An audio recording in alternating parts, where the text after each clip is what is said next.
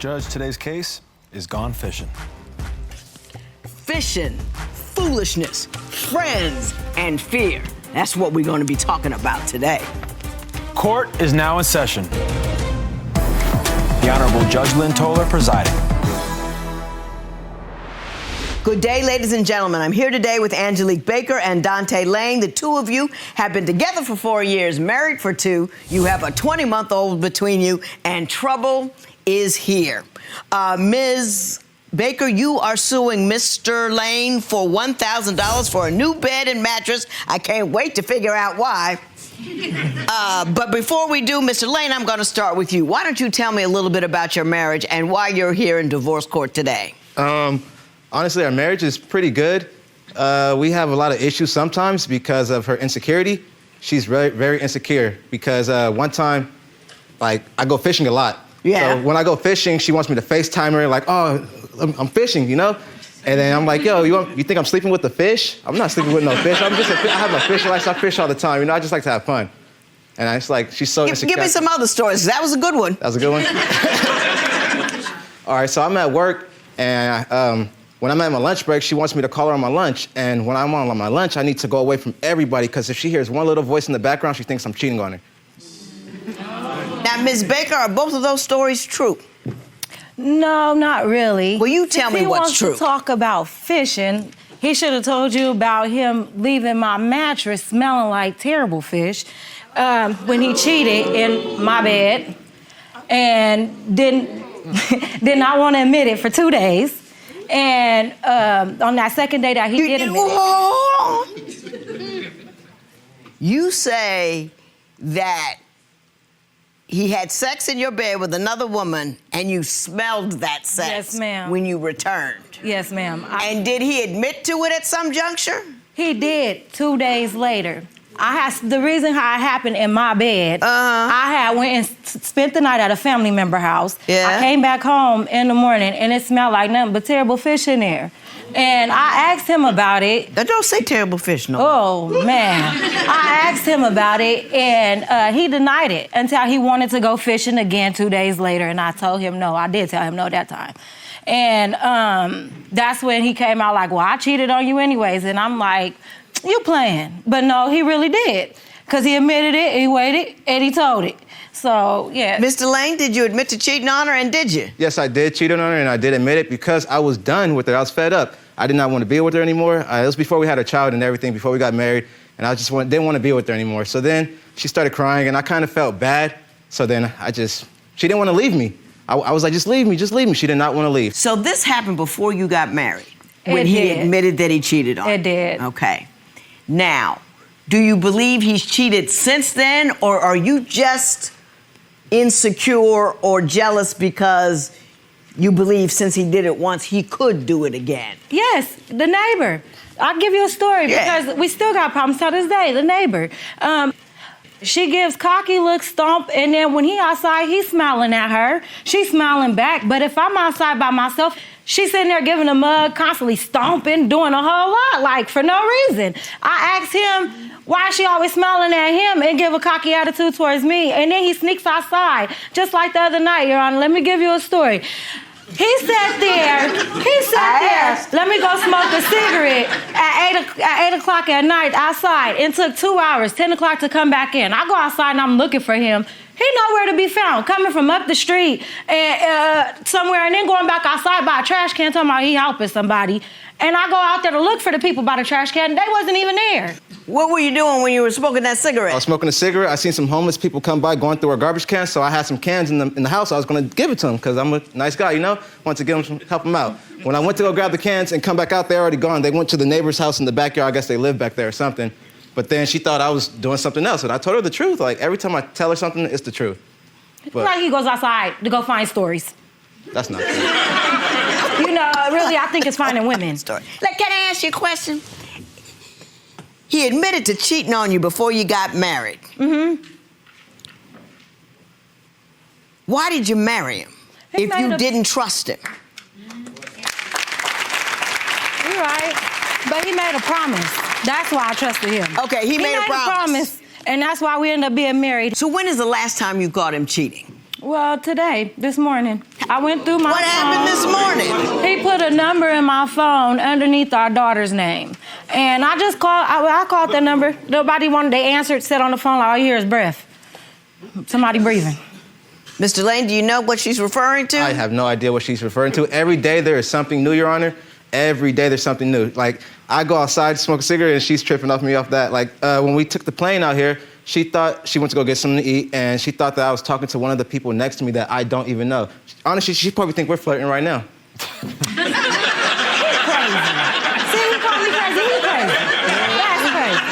No. Did you think he was flirting with somebody on the plane? No, he refused to go with me to go get something to eat, and this is the second airport that we went to, and I'm sitting here. Next thing you know, I come back from Wendy's, or I come back from the restaurant, and he sits there talking to other people. Like, you could get up and go talk to find friends, but you can't come with me.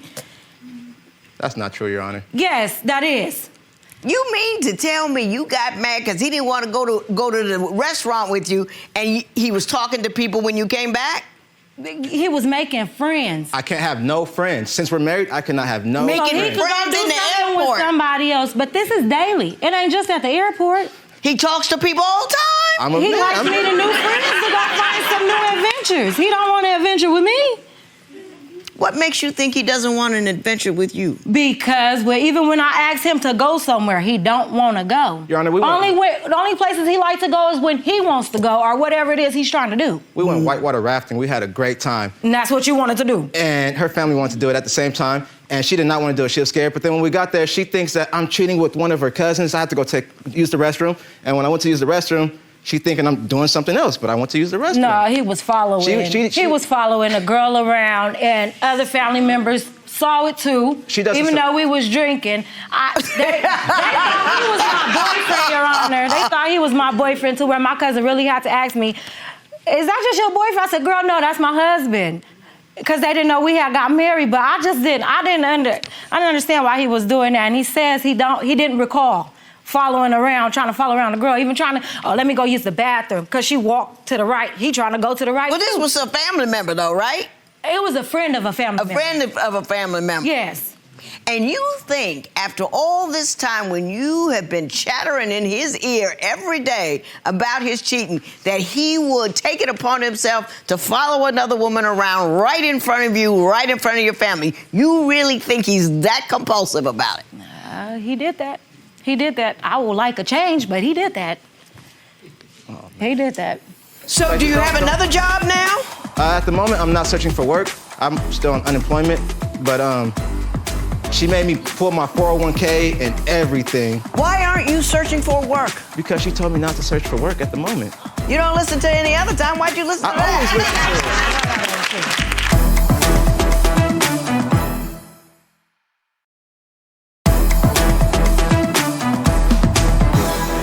You say he can't keep a job.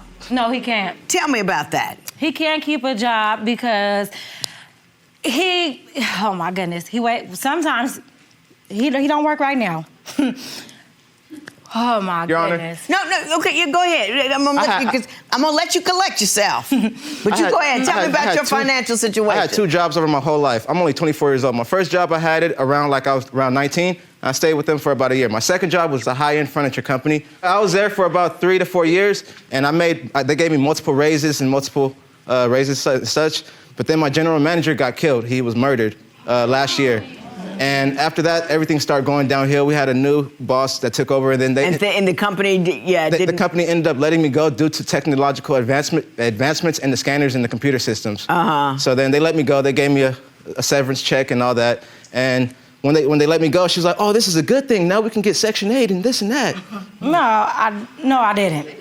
No, I didn't. Anyway. So do you have another job now? At the moment, I'm not searching for work. I'm still on unemployment, but she made me pull my 401k and everything. Why aren't you searching for work? Because she told me not to search for work at the moment. You don't listen to any other time. Why'd you listen to that? I always listen to it. That's the dumbest thing I ever heard. Unemployment is a stopgap measure while you're looking for a new gig. It's not a way of life. It's not a vacation. Judge, What? speaking of 401k, Did you make him pull his 401k? I didn't. He pulled his 401k on his own when the job let him go. I didn't know how to do none of that. She forced me to do all that. She's the I can't talk she's to the them wizard. people. That's how you know you ain't telling the You truth forced on me that. to call them. You forced me to do No. everything. Are you encouraging? You don't listen to me. Ms. Baker, are you encouraging him not to work? No, I'm not. No, I'm not. I'm encouraging him. Yes, I have, because I've asked him to get up numerous times to go find jobs. I done been to 10 agencies and he hasn't. She didn't. Because he continues to sit there. Your Honor, she could have had a job, but she did not want to work there because her cousin got killed at that job. That's all you can say. Yeah, you can kind of understand Yeah, that but one. A job's a job. Well, you Well, ain't you got should. what you mean. Your Honor, he's so irresponsible. He even let his car get impounded, okay, from having it for 8 months and did not register in his name. Now, that day that it got took, he took my car, but the police came and took his. And he ain't even tried to get him another vehicle or even another job. So he says you were encouraging him to stay home. You say you're encouraging him to get a job. I did. I have, because I even went to a temp agency and I told him to come that day too. Okay. That smell was horrible, Your Honor. And So are you still... I cannot sleep back in that bed after I smelled that. So you got rid of it? Yes. Yes. Mm-hmm.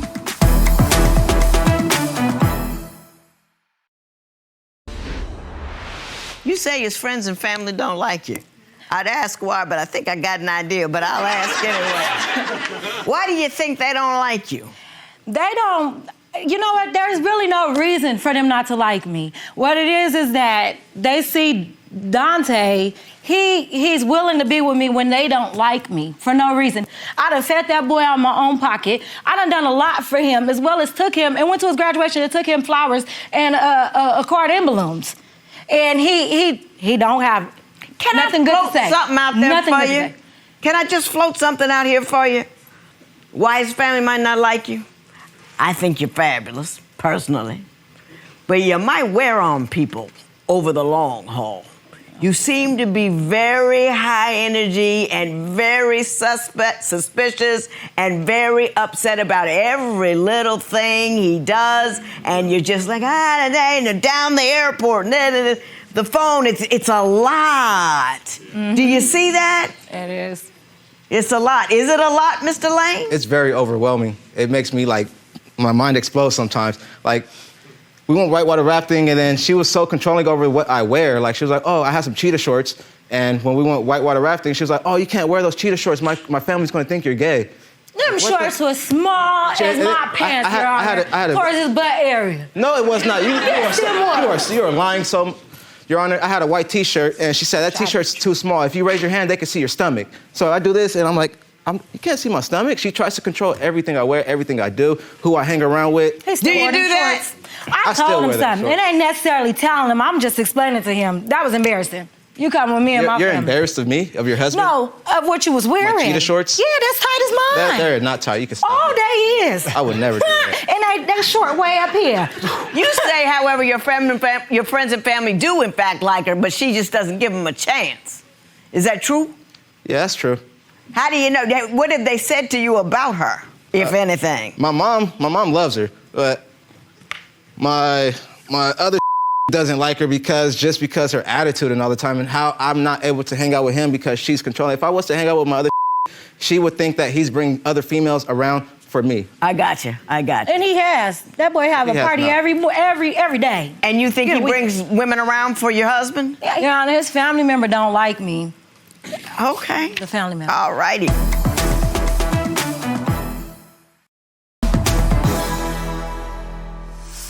So, Ms. Baker, you are suing for $1,000 for the bed you said he had sex on with the other woman. Yes, ma'am. Let me. Now, wasn't this 3 years ago? Yes, but I still, that bed, that smell was horrible, Your Honor. And so are you still... I cannot sleep back in that bed after I smelled that. So you got rid of it? Yes. Yes. Mm-hmm. Okay.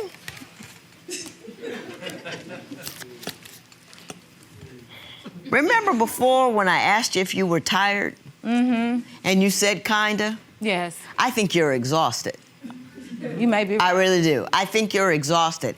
And I think you're on such a treadmill of mistrust all of the time that whether what he's doing, whether he's doing wrong, doing right, it doesn't matter. In the day, you're going to find something to get upset about because your brain is chasing that fatal outcome that he's going to cheat on you again.